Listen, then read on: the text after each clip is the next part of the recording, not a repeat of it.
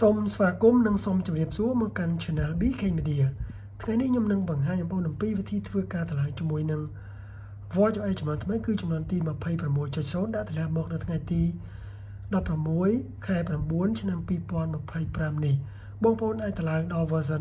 26.0 នេះបានតើតែទី1បងប្អូនត្រូវតែមាននាឡិកា Apple Watch បងប្អូនចាប់ពី Apple Watch 6ឡើងទៅបើសិនជាបងប្អូនមានចំនួនក្រោមនេះគឺមិនអាចតម្លើងបានទេទី2បងប្អូនត្រូវតែមានឆ្នាំងសាកឲ្យជាប់កំឡុងពេលតម្លើងទី3បងប្អូនត្រូវតែមានបាទថ្មនាឡិកាលើសពី 50% ទី4បងប្អូនត្រូវតែមានបាទនាឡិកា Apple Watch នេះបាទភ្ជាប់ជាមួយនឹងទូរស័ព្ទ iPhone ណាមួយដែលបានភ្ជាប់ទៅហើយនោះគឺតម្លើងដល់ version 26ហើយស្រាប់បាទអញ្ចឹងបើសិនជាទូរស័ព្ទដៃដែលភ្ជាប់នេះបាទ version ទាបជាងគឺមិនអាចតម្លើងបានទេអញ្ចឹងការតម្លើងនេះគឺមាន2វិធីទី1បងប្អូនអាចតម្លើងលើនាឡិកាដៃក៏បានដោយនាឡិកាភ្ជាប់ជាមួយនឹងបាទទូរស័ព្ទដៃ Apple បាទដែលមានអ៊ីនធឺណិតភ្ជាប់បាទដើម្បីធ្វើការ download ឲ្យចូលមកនាឡិកាទី2បងប្អូនអាចតម្លើងនៅលើទូរស័ព្ទដៃបាទ iPhone ក៏បានដោយភ្ជាប់បាទគ្នាហើយតម្លើងតាម app ឈ្មោះថា Watch បាទអញ្ចឹងខ្ញុំសូមបង្ហាញអំពីរបៀបទី1បងប្អូនចុចប៊ូតុងទៅរកបាទប៊ូតុង setting មកបាទពណ៌ប្រេះកងចាក់ដូចនេះហើយបងប្អូនអស់មករកពាក្យថា general បន្តមកទៀតបងប្អូនឃើញពាក្យថា software update នេះ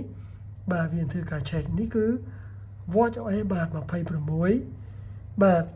ដែលមានទំហំបាទមួយ G ជាងបាទអញ្ចឹងបងប្អូនចង់តម្លើងជាមួយនឹងចំនួននេះគឺគេបានប្រាប់នៅខាងក្រោមនេះដែរបាទតកតងជាមួយនឹងការតម្លើងនេះបាទនេះតម្លើងនេះគឺ on charger បាទយើងត្រូវទៅ charge ទីបន្តមកទៀតបងប្អូនត្រូវទៅ connect បាទទៅកាន់ Wi-Fi ដែល Wi-Fi គឺយើង connect ពីបាទនាឡិកាមកកាន់ទូរស័ព្ទមាន Wi-Fi ភ្ជាប់ដើម្បី download ឲ្យបាទចឹងដើម្បីធ្វើការតម្លើងគឺបងប្អូនចុចពាក្យថា install នៅពេលដែលបងប្អូនចុចពាក្យ install វានឹងបោះផ្ទាំងមួយបាទដែលទាមទារជាមួយនឹង password បើសិនជានាឡិកានេះដាក់ password បាទដែលបើសិនជានាឡិកាគ្មាន password ទេប៉ុន្តែទូរស័ព្ទដៃមាន password វានឹងទាមទារ password របស់បាទទូរស័ព្ទដៃបើសិនជាទាំងពីរនេះគ្មាន password គឺបន្តទៅមុខវានឹងចេញផ្ទាំងបងប្អូន download ប៉ុន្តែជាមួយនឹងការ download គឺមាន agreement របស់គេអញ្ចឹងបងប្អូនចុចពី agreement ដើម្បីបន្តទៅមុខបាទអញ្ចឹងការ download វាស៊ីពេលពីបាទកន្លះម៉ោងទៅ1ម៉ោងអាស្រ័យទៅលើអ៊ីនធឺណិតបងប្អូនដើម្បីធ្វើការ download នោះបាទនេះគឺជាវិធី download ទី1បាទចំណែកឯវិធី download ទី2គឺបងប្អូនអាច download បានដូចគ្នាតាមរយៈ app បាទដែលបានភ្ជាប់មកកាន់នាឡិកា Apple Watch នោះគឺឈ្មោះថា Watch នេះបាទពណ៌ខ្មៅនេះចូលមកហើយបងប្អូនឈរមកលើពាក្យថា My Watch នេះបងប្អូននឹងឃើញពាក្យថា General នៅខាងកណ្ដាលនេះបាទចុចពាក្យ General មកបន្តមកទៀតបងប្អូនចុចពាក្យថា Software Update បាទវាធ្វើការ check បាទនេះគឺ iOS បាទសំទោសបាទ Watch OS 26បាទអញ្ចឹងបើសិនជាបងប្អូនចង់តម្លើងបាទខាងក្រោមនេះគេដាក់ដូចគ្នាបាទ on charger តែទូរស័ព្ទទៅសាក់ថ្មហើយបាទ in range your iPhone connect to Wi-Fi បាទអញ្ចឹងត្រូវតែ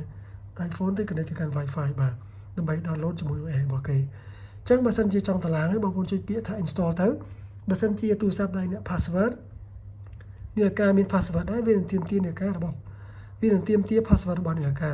ប៉ុន្តែបើសិនជានាឡិកាគ្មាន password ប៉ុន្តែ iPhone មាន password សម្រាប់បិទបើកនោះវានឹងទាមទារ password របស់ iPhone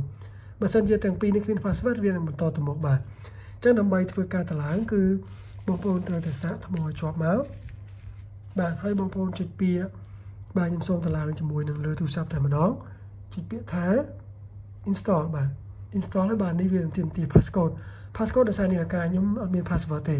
តែ passcode នេះគឺជា password របស់ទូរស័ព្ទខ្ញុំដែលខ្ញុំដាក់បិទបើកទូរស័ព្ទនោះបាទអញ្ចឹងអ្នកខ្លះក៏ដាក់6ខ្ទង់អ្នកខ្លះក៏ដាក់8ខ្ទង់ឬក៏ដាក់អ្វីស្អីបងប្អូនវាយចូលមកបាទខ្ញុំសូមវាយ password តែរបស់ខ្ញុំបាទនៅពេលដែលបងប្អូនវាយត្រូវនេះបាទវានឹងបោះផ្ទាំងឲ្យយើងចូលមកកាន់កន្លែង term and condition អញ្ចឹងបងប្អូនចុចពាក្យ agree បាទដើម្បីបន្តទៅ verify បន្ទាប់ verify ហើយវានឹងធ្វើការ download នៅលើបាទ Watch OS គឺ26នេះបាទអញ្ចឹងកំឡុងពេល download វាអាចស៊ីពេលបាទ2កន្លះម៉ោងឡើងទៅ1ម៉ោងឬ1ម៉ោងជាងអាស្រ័យទៅលើអ៊ីនធឺណិត Wi-Fi បងប្អូនបាទបើសិនជាអ៊ីនធឺណិតលឿនគឺប្រើពេលតិចជាងនេះបាទអញ្ចឹងកំឡុងពេលដែល download នេះគឺបាទបងប្អូនអាចចេញមកក្រៅលេងអ្វីផ្សេងក៏បាននៅពេលដែល download ចប់វានឹងបោះផ្ទាំងបងប្អូនពាក្យ install now មកនាឡិកាវានឹងធ្វើការ boot up វល់រហូតដល់ចប់ បាទបងប្អូននឹងបានចំនួនថ្មីគឺ Watch OS 26បាទ00នេះបាទចឹងការបង្ហាញរបស់ខ្ញុំខ្លះមានតែប៉ុណ្្នឹងអំពីវិធីធ្វើការតម្លើងជាមួយនឹង Watch OS ចំនួនទី26បាទមានចំណុចណាលោកហ្វាកាត់